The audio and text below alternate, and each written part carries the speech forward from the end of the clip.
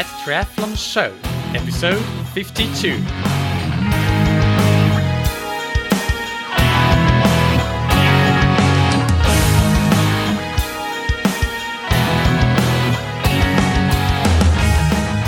Hello, welcome back everybody to That Triathlon Show, the podcast presented by scientifictriathlon.com. I'm your host Michael, and the topic of today's episode is recovery. You all know how important recovery is for triathlon performance, but do you know just how important it is? We'll answer that question and many more, including the different recovery methods available and their relevance for both age groupers and elite triathletes, sleep and its specific impact on performance, and how you can improve your sleep, including tips on using screens, electronic devices, and how they might affect your sleep.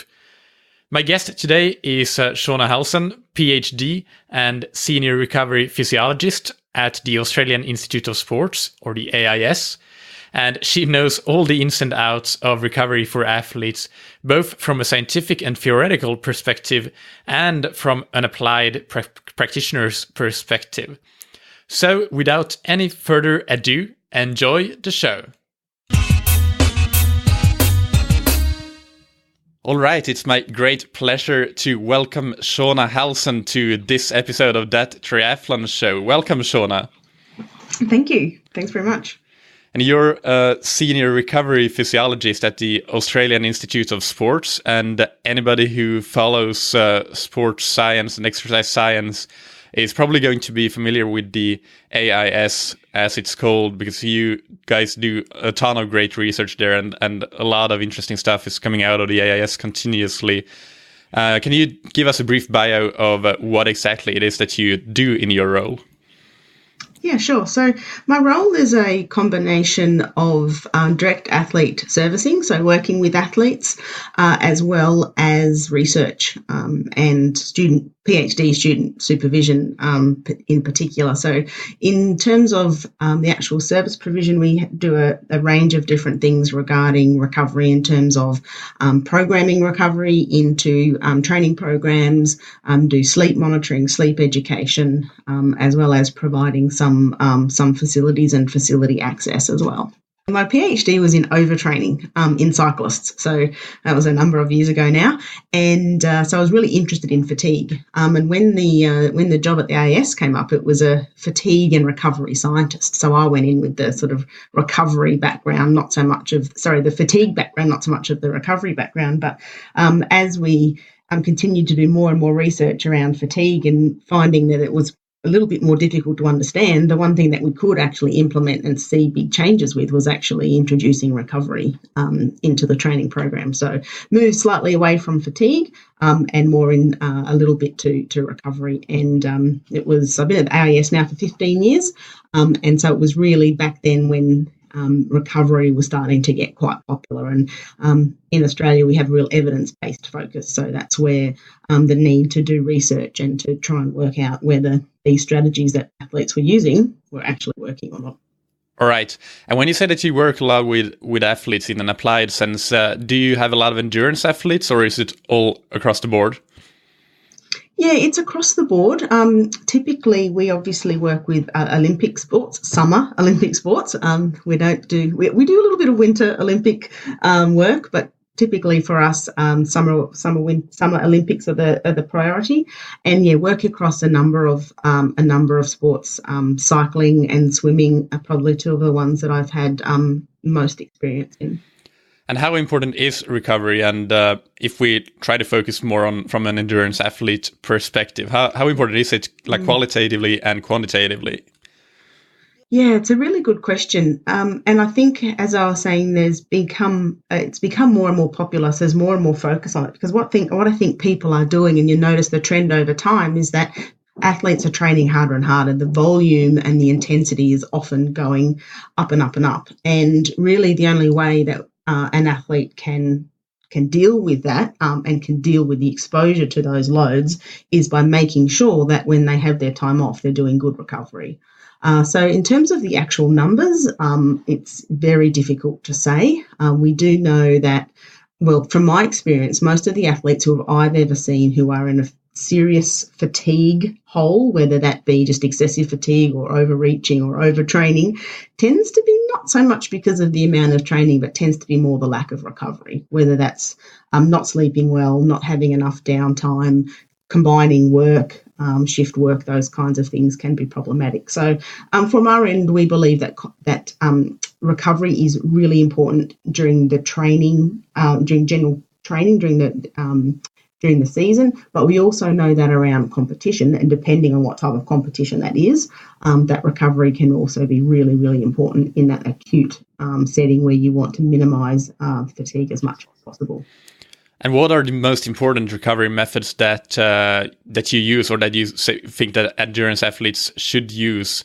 And as well, what are some less important but potentially beneficial methods of recovery? Yeah, so my perspective is that sleep is the best recovery strategy that we have available to us, not just athletes, but all of us.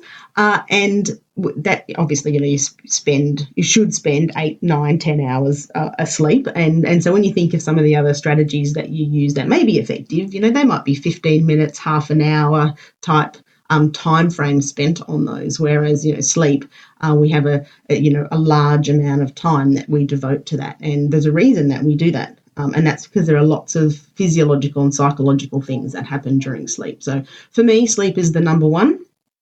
We do work with hydrotherapy, so things like the ice baths and the contrast baths. We believe that in a competition setting or an acute setting that they can be quite beneficial. Also, we do work with compression garments, and we think that used correctly, they can be beneficial as well. Massage in the recovery period can also be good.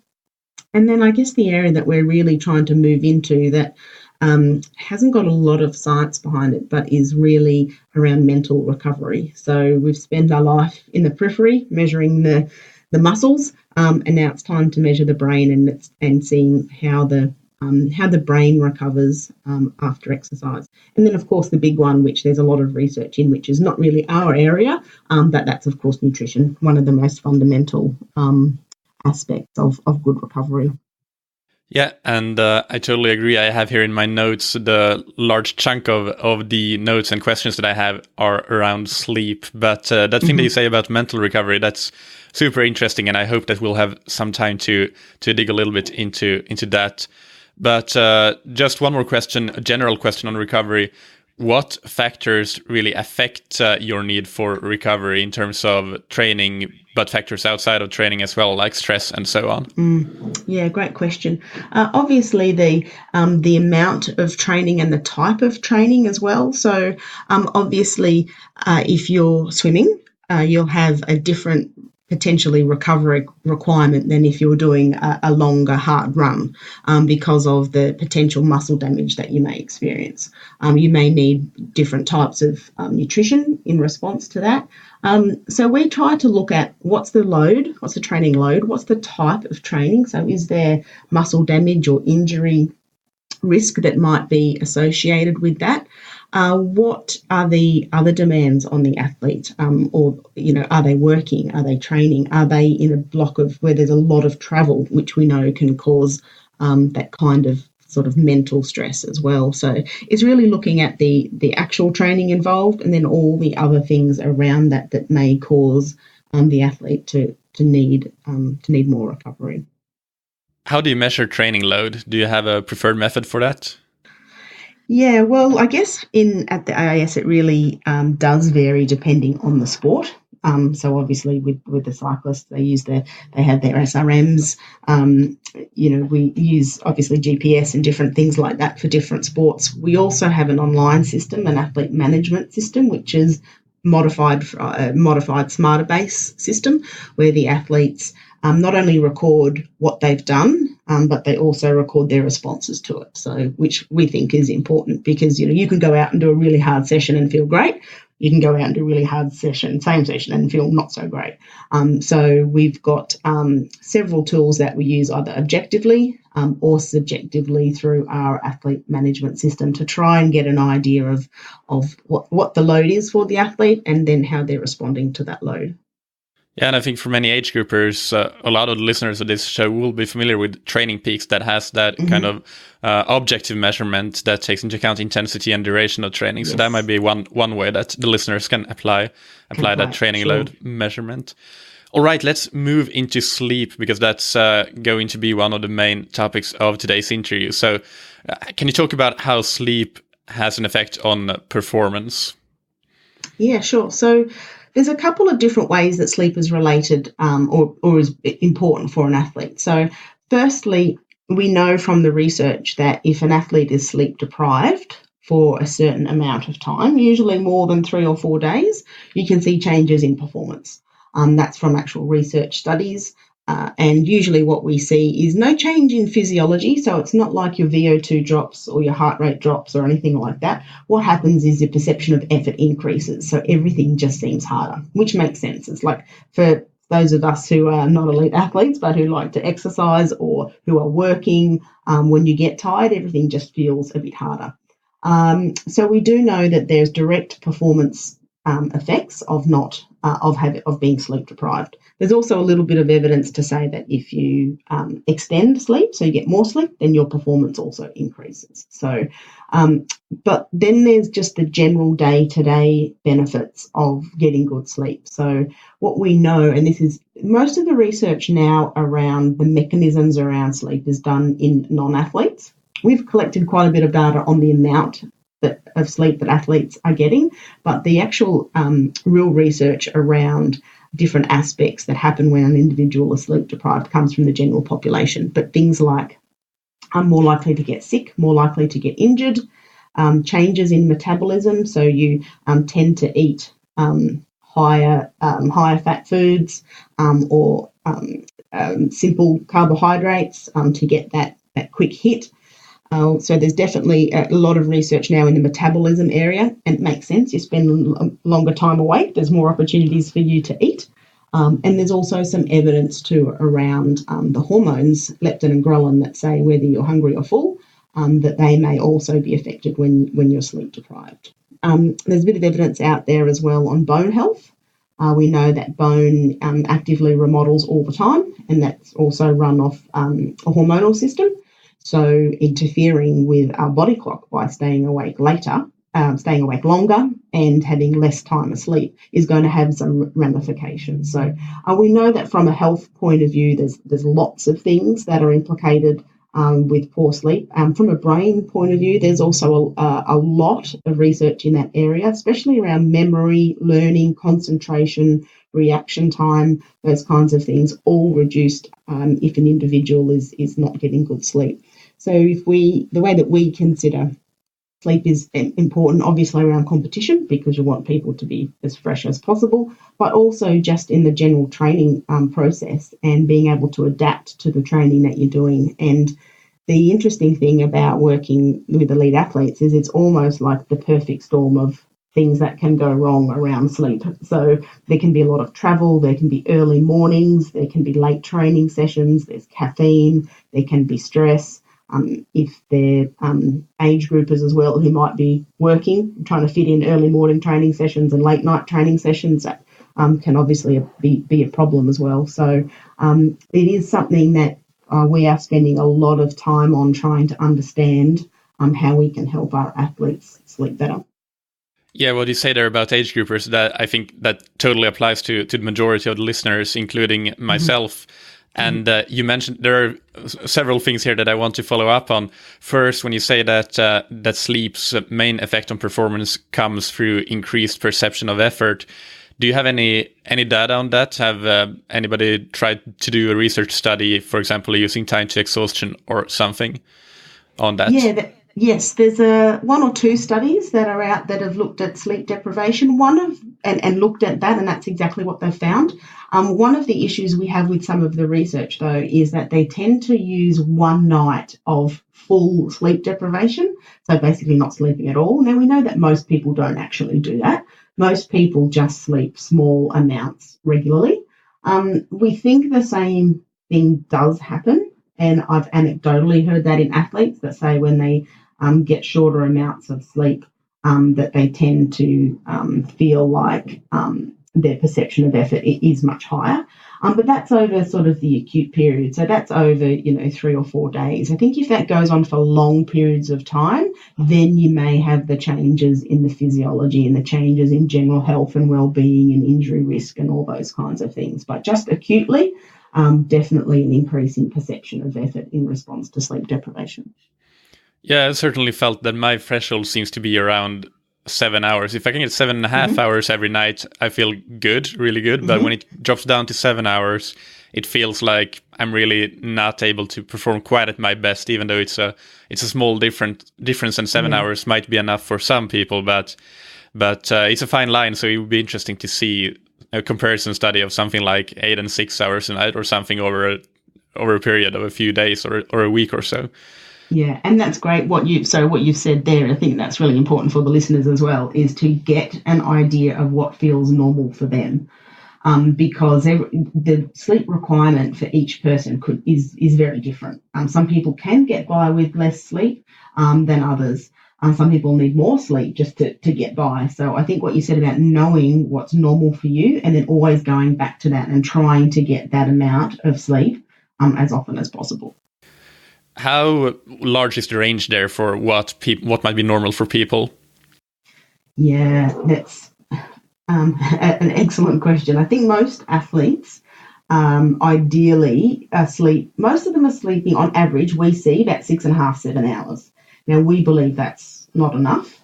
We've seen some athletes that get up to the 10 hours a night. And we see some that get around about 4 hours a night. Now, the 4 hours a night is obviously not something that happens every night, but it can happen after a competition. Maybe after a really hard race. We know in footballers, they really struggle to sleep after night games. So sometimes high intensity training or high intensity competition can result in, short sleep. Or it might be that people have to get up and work or get up and travel, so they have that sort of 4 hour window of opportunity to sleep. So certainly we don't see 4 hours that often, but occasionally we do see it. I would say the limit that we would see is sort of 5.5, 6 hours. But then we do see some individuals, rarely, but we do see some individuals up around the 10 hours a night. But what we do see is big fluctuations. So sometimes 4 hours, then the next night they'll get a really good night's sleep and they'll be up around the 9 or 10 because they really need it. And then it might fluctuate again. And that can be based on training times or based on work commitments or travel as well. But are you saying that for some of these athletes, that 5.5 to 6 hours that you mentioned might be enough, that might be sufficient for them? Or where is that sweet spot where it is enough and not just what they're actually getting? Yeah, I think that's what they're actually getting. I don't personally believe that's enough. I think they may be able to sort of cope with that, but whether that is best for optimal performance, I doubt. Yeah, they could increase their performance by increasing the sleep. Yeah. Yes, yeah, I believe that's the case with those short amounts of sleep. How much insight do you have into what amateur athletes get in terms of sleep? Do they typically get enough sleep, and what about the quality of the sleep that they get? We've got a little bit of information on non-elite athletes, and they also have issues, and it's probably what some of your listeners will experience around the need to wake up early to train or to train late, trying to fit in a job, a family, a life around training is not always easy. So generally we do see some shorter amounts of sleep in some of these individuals. Quite often sometimes we'll see high quality of sleep. So maybe what they're doing is they've gotten used, they're not sleeping very much, but the quality of sleep is actually quite good. So they're getting good sort of restorative sleep for the amount of time that they are asleep. But generally what happens is the busier we are, the more things we try to fit into our lives, the one thing that we decrease is sleep. And it's probably the one thing that we shouldn't be decreasing in terms of our overall performance as well as our health. Yeah, and also performance at the workplace and with your family and social commitments as well, I believe, because you are going to notice those effects in those situations as well. Yeah, most definitely. Mood is one thing that is very strongly influenced by sleep, and I think everybody knows that some people get grumpy, some people get irritable, some people just go quiet, some people get angry and cranky, but the mood is one thing that is definitely affected by poor sleep, and that can have an influence on your communication with your family and your loved ones, with your teammates, with your colleagues, with people that you train with your coach. And so that can, that mood aspect is also really important. Yeah, and when you mentioned the quality and quantity, what is the balance there? Are there a lot of athletes, and let's stick to age groupers and amateur athletes, if you know about that? How typical is it to maybe get enough sleep but don't get good enough sleep, or the quality in general? What do you see there? Anything that you can tell us about that?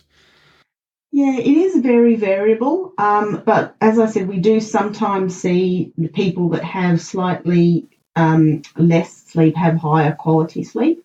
One thing that there's probably more of an influence rather than whether they're elite or non-elite is the actual amount of training that is being done. We think that the more an individual trains, the greater their sleep can be disturbed. So we've seen, which is not what you think the body will do. You would think that the harder you train, kind of the more recovery that you need. And so that is certainly true for the general population that regularly exercises. And so, you're talking about 3 or 4 times a week, half an hour to an hour at the gym, nothing too intense or crazy. They will actually sleep quite well. When you start to build up and have higher intensities, increased muscle damage, bigger volumes, then you can start to see issues around sleep. And that can be because of sore and tired muscles. It can be also associated with any of the kind of stresses that's around the training and around performance and competition. Then when you get up to the really elite level, then obviously there can also be issues around sleep because of competition stress, higher training volumes. We've seen during some training camps that we've done where this is a cycling camp, and these were non-elites. They were very well trained, but they weren't elites. The harder they trained, the more volume they did, the more disturbed their sleep was, which is interesting because you think the body should go into, deep recovery to get over that. So I think that's just a good thing for people to recognise that sometimes you might be training really, really hard and doing a big training block for that individual, for you, an increase in volume, that you may not always sleep as well as you think, because one of the things that we've learnt over the years is fatigue doesn't equal sleepiness. And again, I think everyone's probably experienced that. You can be really, really fatigued from a hard day on the bike or a big run. Doesn't mean you're sleepy. So those two things can be quite different. So we walk around and we see athletes in a state of fatigue all the time. Doesn't mean that they're in a sleepy situation where they'll be ready to sleep. Yeah, that's totally true. It's interesting, as you say, with the volume, I certainly felt a correlation between intense training sessions in the evening and, for example, intense bike intervals and my ability to fall asleep. Probably not so much with the volume, but that said, I train about 15 hours a week, and in triathlon terms, that's not too much. So maybe I'm not quite at that limit yet. What about electronic devices? I know that's an area of interest of yours. So can you talk a little bit about that? Yeah, I think that for us, that's probably the biggest issue that we have in terms of working with the athletes that we work with. So there's a couple of issues around the electronic devices. So first of all is that they have blue wavelength of light. And blue light affects our body clock the most. So the body clock is in our brain, and it's stimulated by light. And so that's why when it's light, we feel awake, and when it's dark, we're more likely to feel sleepy, because the body clock controls the release of melatonin. So what we're actually doing when we're staring at a phone right before we go to bed is we're sending all this blue light to the body clock and says, hey, it's light. Don't release melatonin or release less melatonin, therefore people become less sleepy. So there's the direct influence of blue light on the body clock. The other thing is that most of the phone use that we have in the individual that we deal with is social media use, which is obviously interactive. So there, and the more followers you have, or the more famous you are, the more interaction that you will have, and that can be obviously good or bad.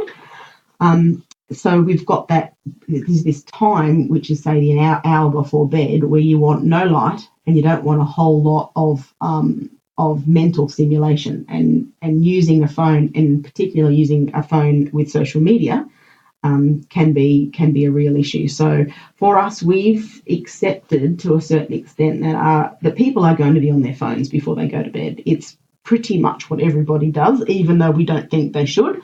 Therefore, we encourage them to use like the night shift mode on the Apple phones, which sends the screen, makes your screen more orange, so it blocks out a bit of that blue light, which can be helpful. We really try to encourage our athletes to stay off social media right before they go to bed, just to try and reduce some of that light stimulation.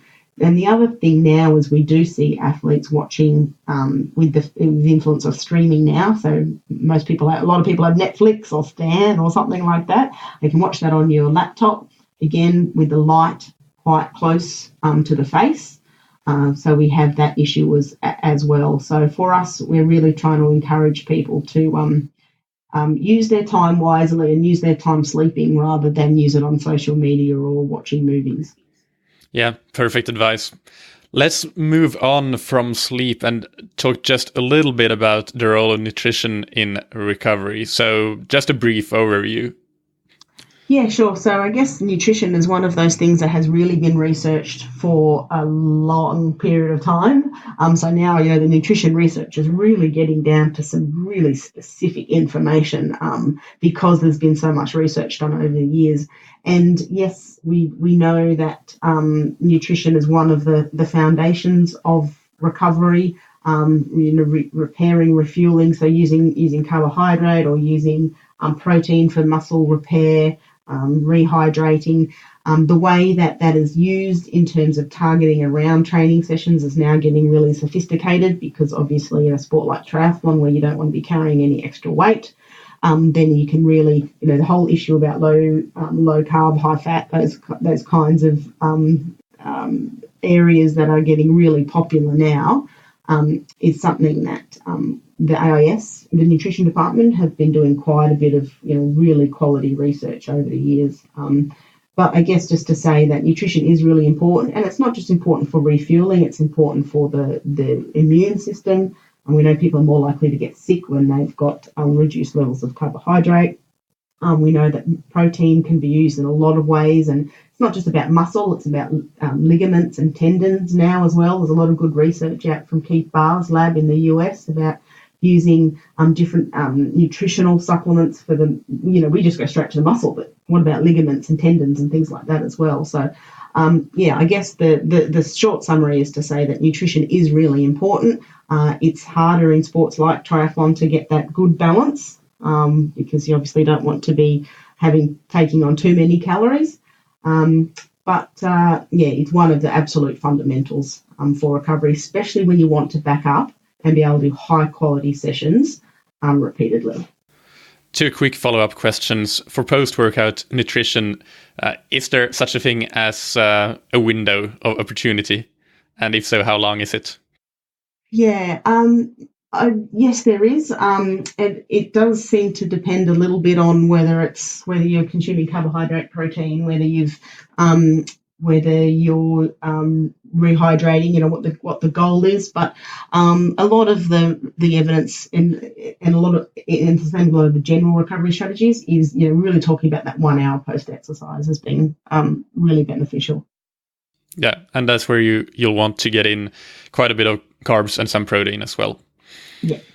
Okay, and the second thing is, this is something we talked a lot about nutrition on this show with different experts, but one thing that hasn't been mentioned so far, I believe, is night protein, like casein. What do you have anything to say about that? Is that useful, and for whom? Yeah, I've been, as I said, I'm not a dietitian, so I'd be a little bit careful. I'm certainly not a nutrition expert. I have been involved in a study that's looking at protein pre-sleep, and that definitely has been shown to be beneficial for overnight muscle protein synthesis. So showing that that it can be useful for the building of muscle overnight, because when you think about it, it's a long period of time to be fasting. So if you can give protein before sleep, they've shown that can be beneficial. We did monitor sleep during those studies and found that it didn't impair sleep. It didn't enhance sleep either, but it was good that there was no issues around sleep. But there is a lot of work going into that area now around can you give so for individuals who need fast muscle repair because they've got some damage, then overnight taking protein pre-sleep can be particularly beneficial. All right. So finally, as you mentioned, hydrotherapy is one of your favorite areas of research. And what is the current status of that field of research? Yeah, good question. So I think over the last sort of 10 years, most of the research has been around acute recovery. So do a session on the bike, you've got a 4-hour break, and then you do another session on the bike. Let's do some form of hydrotherapy in between and see what happens to your subsequent performance. And if you look at the acute research, and that's timeframes from anywhere between 30 minutes to 24, 48 hours after exercise, generally speaking, most of the research in terms of now looking at reviews and their analyses shows that it's beneficial. So acutely, very small positive benefits of hydrotherapy. What we're now looking at, so that's why in competition, so if I'm working with swimmers and they have an 8-day meet, we will throw lots of hydrotherapy at them. The question that's become more interesting now is adaptation. So can you do too much recovery, and do you really want to be doing hydrotherapy all the time in the training block? Because don't you want a bit of fatigue? Don't you want a bit of muscle damage? Don't you want these things to kind of drive the adaptation process? So there has been some work in the area. Unfortunately, the work has tended to be in non-trained athletes training twice a week, which maybe isn't that relevant for us. So we've got a couple of studies that are going on now to look at this idea of chronic use of hydrotherapy, and is it good or is it bad? So the two sides of the story are, well, okay, if you're a triathlete and you're training all the time, if you're doing a bit of hydrotherapy 3 or 4 times a week, can that help you be less sore and less tired so you can do more quality sessions? The other side of the story is, well, are you dampening adaptation by doing too much recovery and having less inflammation and less damage and less soreness? So the jury is kind of out. Although if you do look at the evidence that's out there, the studies that show that hydrotherapy may be bad for adaptation is typically, and again, I'll put the caveat in there that these are in not highly trained athletes. Generally what you see is that that's around strength training. Whereas other studies that are around cycling tend to show that repeated recovery is good. The weight training or resistance training studies tend to show that it may dampen adaptation. So when I'm working with my athletes, if I'm going to be a little bit conservative, I'll say, okay, let's maybe take out some recovery after weight training sessions. And if you're in a base phase of training where you're just building up kilometres and you're just trying to get fit, I'm happy if you don't do a whole lot of recovery. But when you start to build in really high quality sessions, when it gets close to competition, if you've got races back to back or from week to week, then I'd be incorporating as much recovery there as I could. So I guess the principle now around hydrotherapy is, like we periodise training, like we periodise nutrition, we should be thinking about periodising recovery. And there's probably times where we may want it and times where we may want to take it out. And the things that I think about is the athlete tired? Are they sore? Are they injured? Do they have muscle damage? Are they competing a lot? Maybe they can do with a little bit of extra hydrotherapy.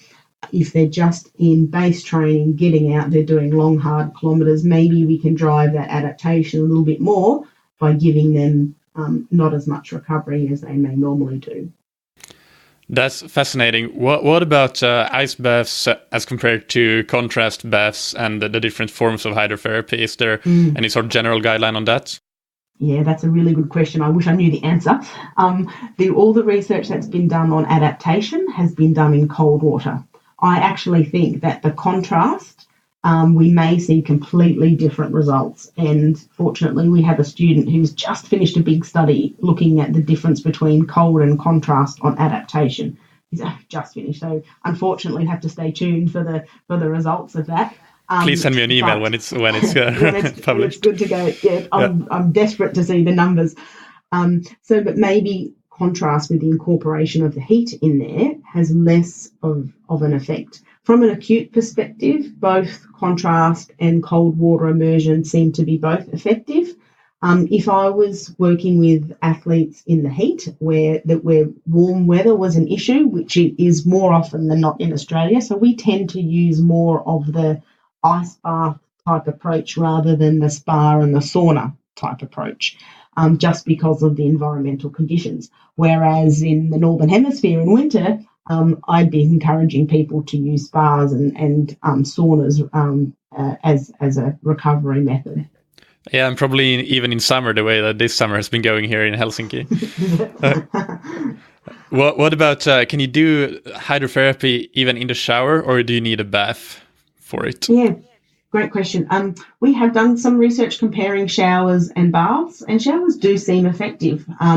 So what you don't get, so in the shower situation, is you don't get the hydrostatic pressure. So water has a lot of pressure when you're submerged in water. But with the shower, you do get the temperature changes, obviously, and you can get quite powerful temperature changes. So you can do your hot and cold, and you can do just pure cold. Anyone who's ever had just a pure cold shower will know it's pretty cold.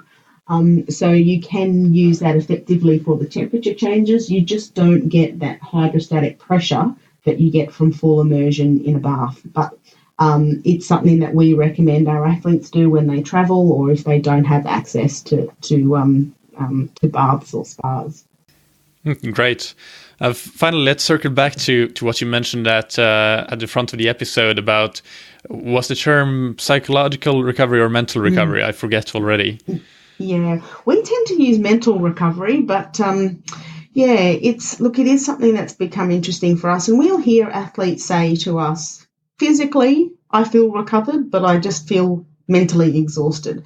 And maybe that's from stress of competition or lots of travel or outside stress. And so for us, we're really trying to just, the first step is really asking the right questions. So, we athletes understand about when we talk about fatigue and tiredness, when we're talking from a physical point of view, but we've got to ask the right questions when it comes to mental fatigue. Then we need to understand what we can do about it. Do things like meditation, relaxation, mindfulness work? My thoughts are they probably do. They're probably really quite effective. The issue is a lot of athletes either aren't interested in doing that or maybe don't think they have the time to do it. We're really trying to take a step back, go right to the beginning and say, okay, one, what are the right questions? If athletes are experiencing this just mental fatigue or flatness, what do we do about it? What are some of the interventions that may sort of bring them back? And we think sleep is probably going to be one of them, but what are some of the other strategies out there that may work? Apart from caffeine. We all know caffeine helps, but sometimes it's not always the best choice. Yeah, I would second the use of mindfulness meditation. I do that myself. I've been doing it for a couple of months, and it's really great. And also the things that how you can apply it in before a hard training session, for example. I can do that just to calm myself down a bit if I'm it's a big session and I want to perform well in it. It usually helps, or even before a race. It seems to even help with performance. So if anybody listening thinks that it's just woo-woo, then maybe consider it just from that performance point of view and learning to use it in that sense. Yeah, great. And I think it probably also helps with sleep a lot too, especially in stressed individuals. So I think there's a lot of uses for those kinds of strategies that we haven't really delved into enough. Yeah. All right, Shona, this has been really super useful. We are just going to roll into 3 rapid fire questions before wrapping this up. So what's your favorite book, blog, or resource related to endurance sports or to your field of expertise, recovery? I actually like Twitter. I know that sounds crazy, but for me, I get up-to-date, good information quickly from Twitter, especially I follow the right people around recovery, and that really helps, especially the sleep world. Lots of good information coming out really rapidly. Okay, so maybe your answer to this next question will be related to that, because the next question is, who's somebody in triathlon, endurance sports, or your field of research that you look up to and admire? Yeah, Asker Jurkendrup was my PhD supervisor. He's more in the nutrition area, but he's done a lot of work with cycling and triathlon. So, he's definitely one that I look to for good advice, but he also gets the practical side. So, yeah, Asker Jurkendrup, he's got books on cycling and he's very active on Twitter as well. Yeah, I'm going to ask you to connect us because he's somebody that I would love to have on the show. Yeah, sure. Finally, what's a personal habit that's helped you achieve success? I think it's a very good question. I think for me, it's not putting anything off. So as soon as something comes up that needs to be done, there's no procrastination. I think when you're busy people and you have a lot going on, I think you just have to do it and not put things off till the end of the day or till the end of the week because it's too hard. I think just get it done. Perfect. Where can people find out more about you? So there is some information on the AIS website, which is just www.ais.org.au. I'm also on Twitter, just as Shona.Halson. So we try to get out the information of what our students are doing and some of our projects. Usually on Twitter before anything else, funnily enough.